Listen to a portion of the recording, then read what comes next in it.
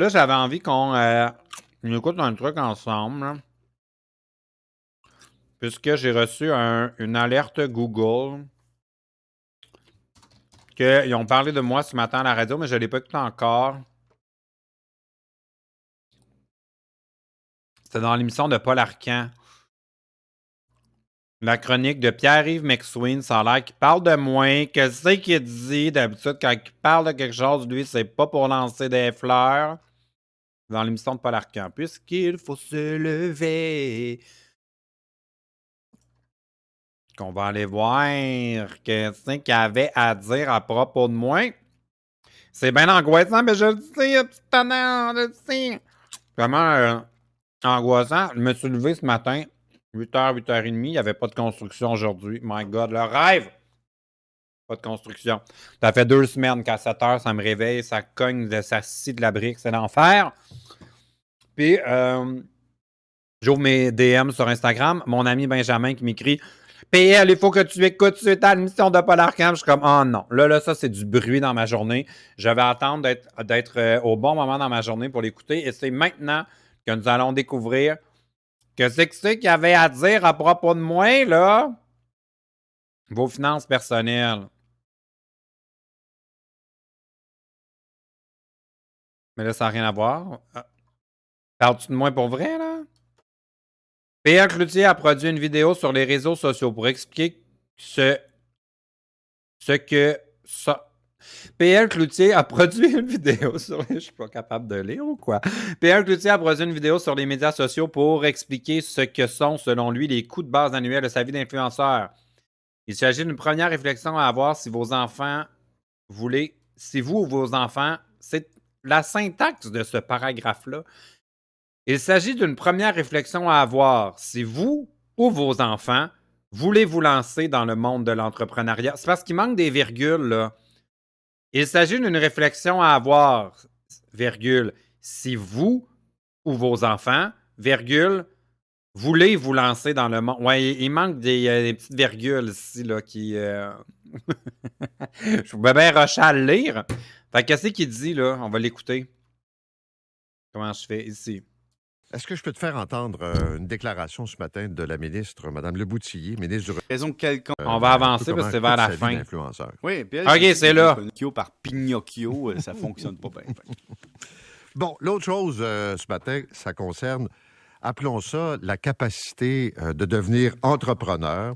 Puis là, tu parles d'un cas d'un influenceur qui a présenté là, une vidéo pour nous expliquer un peu comment coûte sa vie d'influenceur. Oui, PL Cloutier qui est bien connu des plus jeunes qui deviennent de plus en plus vieux parce que c'est, entre guillemets, un influenceur d'expérience. Il nous dit, regardez, là, l'influenceur des aînés. Ça me coûte de base d'être influenceur, mais c'est des coûts de travail autonome dont il nous parle. Je te donne un exemple.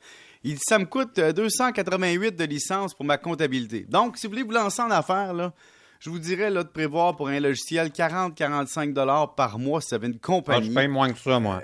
Pour utiliser un logiciel qui a de l'allure. Après ça, il dit, à cause de l'incorporation, donc c'est créer une personne morale entre lui et ses revenus, il dit, ça me coûte 2700 par année. Moi, je vous dirais juste de faire la déclaration de revenus, la T2 d'une entreprise incorporée, juste ça, là, sans un rapport, sans autre conseil, sans rien, là, tout nu, 2000, 2500 plus taxes selon les bureaux comptables à qui j'ai parlé. C'est cher, donc, c'est cher. Maintenir une personne morale, ça coûte cher, plus les états financiers, plus les obligations légales. Là, il parle du coût de la musique libre de droit. Ça, c'est un choix quand tu es influenceur. Évidemment, tu peux en trouver de la gratuite des fois. On parle d'équipement. Effectivement, quand on est travailleur autonome, on paye tout. Il n'y a pas d'employeur qui te fournit un ordinateur. Il n'y a personne qui te fournit un bureau. Il n'y a personne qui te fournit du papier. Il n'y a rien. Donc, tu as des frais liés à des fournitures de bureau puis de l'équipement chaque année, surtout si tu veux te filmer à temps plein, évidemment. Il n'a pas parlé, par exemple, de la rémunération. Puis ça, je trouve ça intéressant. Les travailleurs autonomes doivent se payer. Si on crée une société incorporée comme PL Cloutier a fait, la question est, te payes-tu par salaire ou par dividende? Si tu te payes par salaire... Je le sais même pas. Tu peux faire tes retenues à la source de paye toi-même, là, mais t'engages d'habitude une lectrice, Desjardins ou autre, un service de paye qui te charge chaque fois des coûts qui sont liés à ça. Si tu te payes par dividende parce que tu ne veux pas payer les charges sociales, ben tu as l'impact aussi de ne pas avoir de cumul réel possible. Tu as l'impact de diminuer ton régime des rentes du Québec quand tu vas prendre ta retraite. Je sais que c'est loin, mais ça se peut. Mais il y a plus que ça. tes déplacements, ton transport, ton taxi, quand t'es influenceur en plus, faut que t'aies du beau autour de toi, là. Paul, on peut pas être influenceur chez nous, là. Faut que ce soit plus propre que ça. Faut que t'aies de la décoration, des beaux meubles. Faut que tu te coiffes, faut que tu te maquilles des fois, faut que tu payes ton apparence. Puis ton Internet, ben ça, quand t'es travailleur autonome, des fois, ça t'en prend une capacité plus grande, ça te prend un équipement plus puissant. Ton logement doit être instagrammable, puis oublie pas, il y a des choses déductibles, il y a des choses qui ne sont pas. Mais quand t'es influenceur, le gros avantage, c'est comme t'es tout le temps en train de te montrer, puis t'es tout le temps en train de gagner des revenus techniquement, il y a bien des choses qui sont passées. Donc, tu sais, là c'est l'avantage du travail autonome. Tu sais, si jamais Paul, ça t'intéresse de devenir influenceur. Pas tellement, non. Ben, il est Non, pas mal dans un 2-3 ans. influenceur, Non, si vous non, voulez non, mon non, avis. Non, OK. Moi non plus. En tout cas, je te donne des conseils. Ça te prend une caméra, un maquilleur. Ça coûte cher. Tu sais. Un Il y a maquilleur. d'autres options, je dirais. Mais oublie pas, les déclarations de revenus. Est-ce qu'on est devant une histoire de Pinocchio? Écoute, ou... ouais, non, ça, écoute, c'est-à-dire qu'on comprend un peu la joute en négociation, mais il y a quelqu'un qui m'a écrit une affaire. Oh. Je finis avec ça, c'est pas... Lui, c'est un travailleur, là, dans une entreprise, c'est un salarié, déduction à la source, il n'y a pas vraiment de dépenses, là, il y a les exemptions, là, de base, puis le REER un peu, puis tout ça. Puis lui, son beau-frère, tu sais, c'est les rivalités en saison d'impôt, là.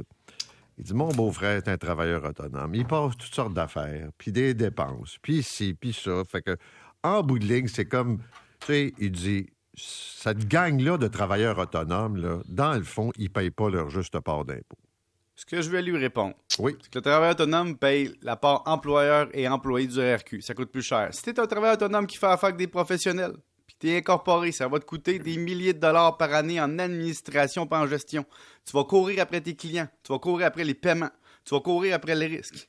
Mais maintenant, il a raison sur une affaire. Il y a des gens qui sont pas assez inquiétés. Moi, je vois des travailleurs autonomes qui arrivent en fin d'année, ils ouvrent leur logiciel d'impôt. Ah, je paye de l'impôt. Ils ajoutent des dépenses. Je dis, pardon. Mais tu peux pas les inventer. Un petit peu de kilométrage. M'a gonflé un peu ça, m'a gonflé un peu Les ça, m'a plus de gonflé un char, peu ça, hein. m'a mettre un 1000$ là, 1000$ là. Et j'ai jamais été enquêté. Je dis, ouais, mais t'es en train de faire de la fraude. Ah, c'est pas grave, écoute, je payais 2000 d'impôts, là, je paye 800. J'ai trouvé des dépenses. Mais t'as-tu des factures? Pas en tout, j'ai rempli des cases. Ah, mais là, il va se faire Donc, pogner, il a ça. raison. Ça prendrait plus d'enquêteurs au fisc.